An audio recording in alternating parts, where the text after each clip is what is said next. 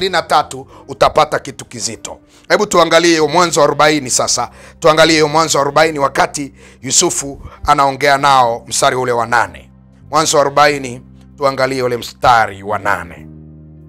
Anasema hivi, wakamwambia, tumeota ndoto wala hapana awezaye kufasiri. Yusufu akamwambia, kufasiri si kazi ya Mungu, tafadhali mniambie. Mstari wa 9. Mnyweshaji mkuu akamhadithia Yusufu ndoto yake. Akamwambia, katika ndoto yangu nimeota. Angalia hiyo ndoto. Uko mzabibu mbele yangu, na katika mzabibu mlikuwa na matawi matatu, nao ulikuwa kama unamea, unachanua maua, vishada vyake vikaota zabibu zilizoiva. Mstari wa 11. Na kikombe cha Farao kilikuwa mkononi mwangu. Hii ni ndoto.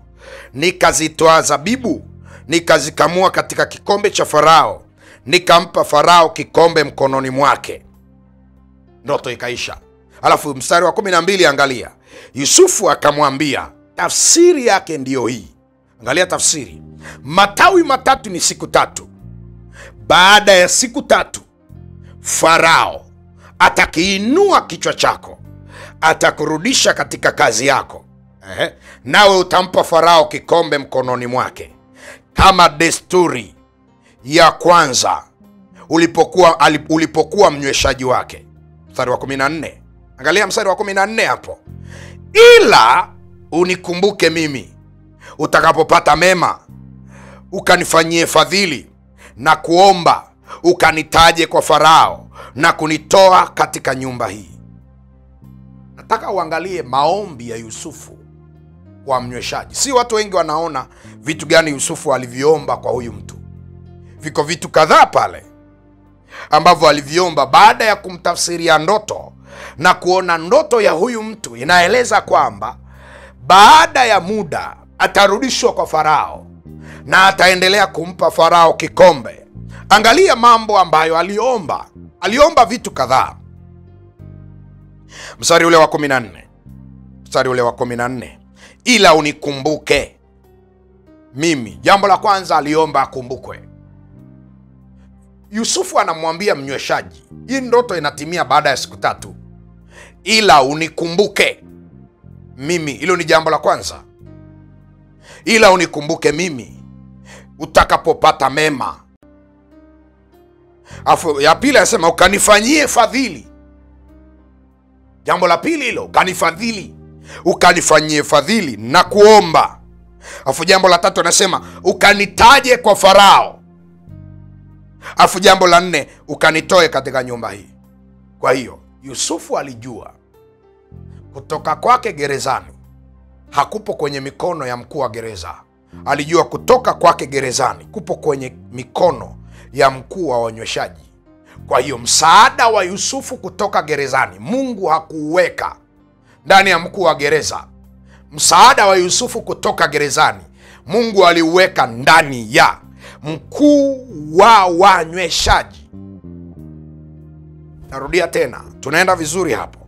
Msaada wa Yusufu wa kutoka gerezani katika kesi aliyosingiziwa ulikuwa ndani ya nani? Mungu aliuweka ndani ya nani? Uliwekwa ndani ya mkuu wa wanyweshaji. Na Yusufu alikuwa anajua kabisa, mtu ambaye anaweza kunisaidia nikatoka hapa sio huyu mkuu wa gereza. Mkuu wa gereza amenipenda, amenipa cheo, lakini kwamba atanitoa hapa, hawezi kunitoa. Farao amekubali mashtaka ya Potifa, ameniweka hapa, hakuna namna naweza kutoka. Lakini ninaona ndani yangu kwamba msaada wangu uko ndani ya huyu mtu, huyu mkuu wa wanyweshaji. Wakati Mungu anamrudisha kazini, amebeba msaada wa mimi kutoka. Atakaponikumbuka, atakaponitaja, atakaponifanyia fadhili, atakaponitendea mema, nitatoka hapa. Yusufu alijua. Kwa hiyo nikuulize swali, msaada wako wa kutoka gerezani Mungu ameweka ndani ya nani? Msaada wako wa kutoka gerezani Mungu ameweka ndani ya nani? Mungu ameweka ndani ya nani? Msaada wako wa kuinuliwa, msaada wako wa kupata kibali, msaada wako wa kutambulishwa mahali, msaada wako wa kutajwa kwa mema, Mungu ameweka kwa nani? Msaada wako Mungu ameweka kwa nani? Hilo ni swali la kujiuliza. Usije ukasahau hiyo. Yusufu akaongea na huyo ndugu. Alafu sasa angalia, baada ya siku 3 Farao akawa na birthday, akawa amefurahi sana, akamrudisha kazini yule ndugu. Lakini angalia ule mstari wa 23 sasa. Tazama ule mstari wa 23. Amemrudisha yule ndugu kazini. Mstari wa 23 Biblia inasema, lakini huyo mkuu wa wanyweshaji hakumkumbuka Yusufu, alimsahau. Kwa nini Biblia inasema hivyo? Kwa sababu Biblia inataka tujue ya kwamba msaada wa Yusufu kutoka gerezani ulikuwa ndani ya huyu mtu kumkumbuka Yusufu, ila alimsahau. Na unaweza ukafikiri alimsahau ndani ya wiki moja. Kasome Biblia yako, angalia ile Mwanzo wa 41. Mwanzo wa 41 mstari wa 1. Utaona Yusufu alisahauliwa kwa muda gani. Maana kuna mtu hapa anawaza kwamba Yusufu atakuwa alisahulika, yule ndugu alimsahau wiki 2. Angalia Mwanzo wa 41 mstari wa 1. Nakuletea hii habari kuelelee vizuri. Mwanzo wa 41 mstari wa 1, unaona Biblia inasema, ikawa mwisho wa miaka 2 mizima Farao akaota ndoto. Na tazama amesimama kando ya mto. Unaona, baada ya miaka 2 mizima. Hebu sema miaka 2 mizima. Sema kwa sauti, miaka 2 mizima. Miaka 2 mizima Yusufu amesahaulika, miaka 2 mizima. Hivi unaweza kuelewa? Mtu uliyemsaidia atoke gerezani, anatoka, anarudi kazini, anapata mshahara wa mwezi wa kwanza, anakula bata. Mshahara wa mwezi wa pili anakula bata. Mshahara wa mwezi wa 3 anakula bata. Mshahara wa mwezi wa 4 anakula bata. Mwezi wa 10 anakula bata. 11 wa 12 mwaka wa kwanza. Mwaka wa pili mzima. Biblia inasema miaka 2 mizima. Miaka 2 mizima. Mkuu wa wanyweshaji ametoka kwa msaada wa ndoto iliyotafsiriwa na Yusufu. Amemsahau Yusufu. Miaka 2 amemsahau. Bwana nikuulize, wewe umesahaulika miaka mingapi? Umesahaulika miaka mingapi? Mkuu wa wanyweshaji, mtu wako aliyepaswa akutaje ili upandishe cheo. Mtu wako aliyepaswa akustaje ili upate promotion. Yule ambaye ulitarajia kusemee mema ili utoke kwenye hilo gereza, amekusahau muda gani? Kama Yusufu alisahaulika miaka 2. Kwa nini nimesoma hizi habari? Nimesoma ili ujue Yusufu alikuwa pamoja na Bwana. Bwana alikuwa pamoja naye. Biblia inasema Bwana alikuwa pamoja naye gerezani. Alafu tena, ingawa Bwana yuko pamoja naye, bado alisahaulika. Sio swala la kusema nina upako hapa.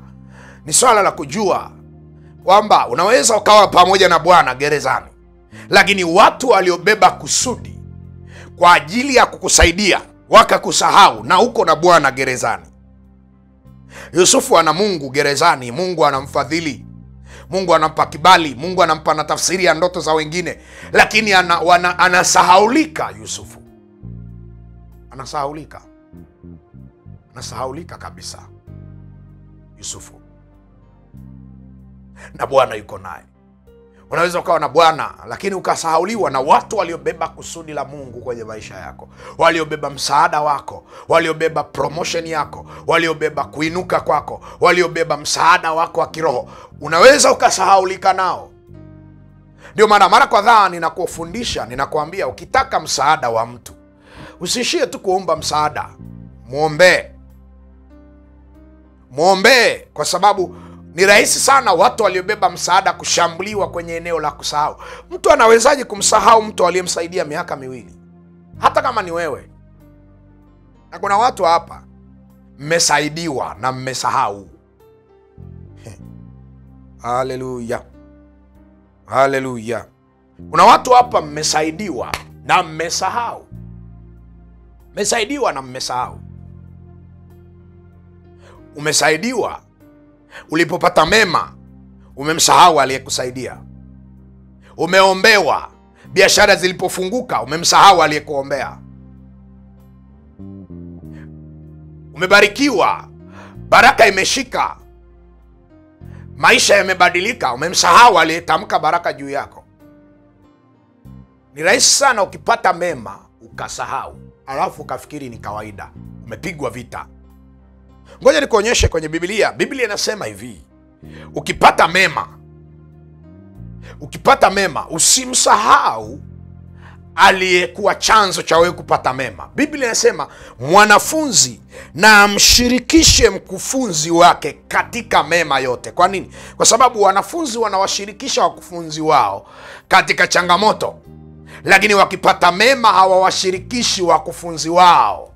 Labda nikuulize wewe, tangu lini uliwahi kwenda ukabeba sadaka, ukabeba zawadi, ukasema jamani, walimu wangu walionifundisha shule ya msingi walipambana mpaka nikajua kusoma na kuandika.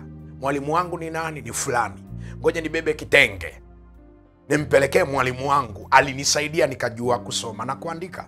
Inawezekana hujawahi kukutana na mtu mwenye changamoto ya kusoma na kuandika. Wewe unafikiri unajua kusoma na kuandika kwa sababu wewe ni mjanja.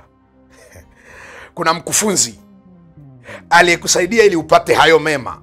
Sasa sikia, wangapi walishawahi kukumbuka kwamba kuna mtu alikufundisha kusoma na kuandika A, E, I, O, U ukaweza? Biblia inasema hivi, ngoja nikusomee hiyo vesi. Hiyo vesi itakusaidia kwamba ukiwa una mkufunzi, mkufunzi maana yake mtu aliyefanya kitu kwako ukasaidika, usimsahau katika mema. Usimsahau katika mema yote. Kitabu cha Wagalatia sura ya 6 mstari wa 6. Wagalatia 6 mstari wa 6. Wagalatia 6 mstari wa 6 anasema hivi, mwanafunzi na amshirikishe mkufunzi wake katika mema yote. Ni wewe tu ambaye umekuwa mnyweshaji wa mfalme uliyemsahau Yusufu miaka 2 mizima. Unawezaje ukaombewa, tumbo lilikuwa limefunga, upate ujauzito, mpate watoto, meenda kwa madaktari, meenda wapi, msaada mjapata, ukaenda kwa mtu akakuombea, tumbo likafunguka, mkabeba mimba, alafu msahau? Sio swala la kusema nimemshukuru Mungu. Mungu anajua yeye ndiye amefanya. Ila anasema yule ambaye amekusaidia inawezekana yuko kwenye gereza. Ingawa amekuletea msaada wa Mungu, lakini yeye mwenyewe aliyekuletea msaada wa Mungu inawezekana na yeye yuko kwenye gereza. Usimsahau. Anayekuombea tenda yako ifunguliwe, inawezekana na yeye yuko kwenye uhitaji huo wa pesa. Wewe amekuombea tenda imefunguka, umepata tenda, umepata pesa, unamsahau. Lakini wakati anakuombea sio kwamba alikuwa yuko huru. Inawezekana na yeye alikuwa kwenye gereza lile la uhitaji ule wa pesa, lakini amekuombea na Mungu aliyemtumia akakutoa. Amekutoa Mungu kwa ajili yako na kwa ajili yake, hajakutoa kwa ajili yako peke yako. Mkuu wa wanyweshaji hatoki gerezani kwa sababu tu anataka kutoka gerezani. Kwani mkuu wa waokaji aliyekufa alikuwa na kosa gani? Wote walimkosa Farao. Kwa nini huyu afe, huyu atoke gerezani? Huyu anatoka gerezani kwa sababu amebeba msaada wa Yusufu. Mungu anakutajirisha sio kwa sababu yako peke yako. Kuna wale ambao wamehusika katika mchakato wa wewe kutajirika. Inawezekana bado wako gerezani, lakini wewe kwa kutajirika kwako, Mungu anataka na wao watoke gerezani. Mama, nielewa? Sema mwalimu, nakupata haswa. Sasa kuna ngoma hapa.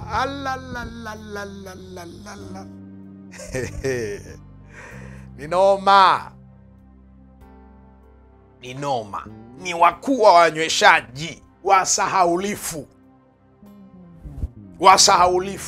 Umemsahau askofu, umemsahau mchungaji, umemsahau mwalimu, umemsahau mwinjilisti, umemsahau mtume, umemsahau mtu aliyekupa mtaji ukaanza biashara. Leo una maduka 10, una maduka 5, biashara zinachanua. Umemsahau yule ambaye ulienda ukilia kwake ukisema sina mtaji, ni azime angalau, akakwambia sikuazimi na kupa, nenda ukafanikiwe. Alikutoa gerezani. Umemsahau. Leo anapitia hali ngumu, unamcheka. Wewe ni mkuu wa wanyweshaji, umemsahau Yusufu miaka 2 mizima.